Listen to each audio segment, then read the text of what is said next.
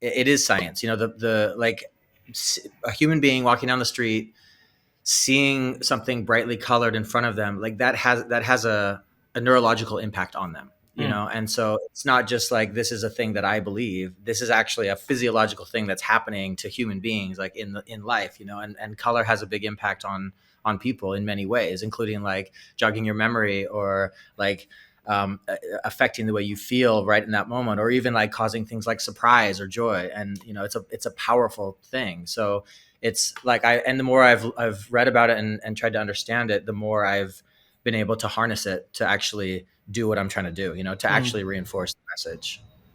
It is. I mean, color theory is a fascinating thing. I mean, and Western culture, by and large, has abandoned color in a lot of our infrastructure and environment and fashion. If you look at interior design and clothing and all of these things that are fairly monochromatic, and then you look at cultures, places like India and Tibet in the East, where color is just everywhere. Like if you go to these temples, it's just an explosion of visual, and then you go to some of the institutions in the West, and they're quite muted.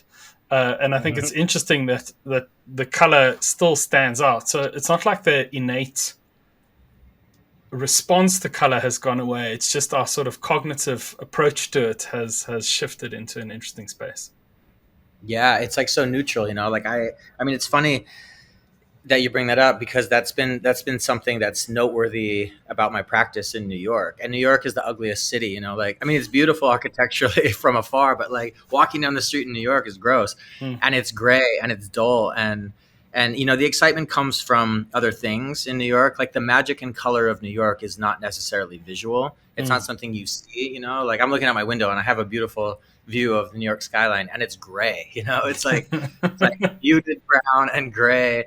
And so for me, it's like putting like fluorescent colors on a wall in Brooklyn is so loud, because Brooklyn is so gray and so mm, dirty. And then you have this like bright colored thing that smacks you in the face, and it has even more impact. Like if I were to go paint a wall in India, or like in South America, where all these buildings are all pink and blue and green, like it wouldn't have the same effect. I'm mm. sure I'm sure people might like it or whatever, but like it wouldn't be this like blaring thing.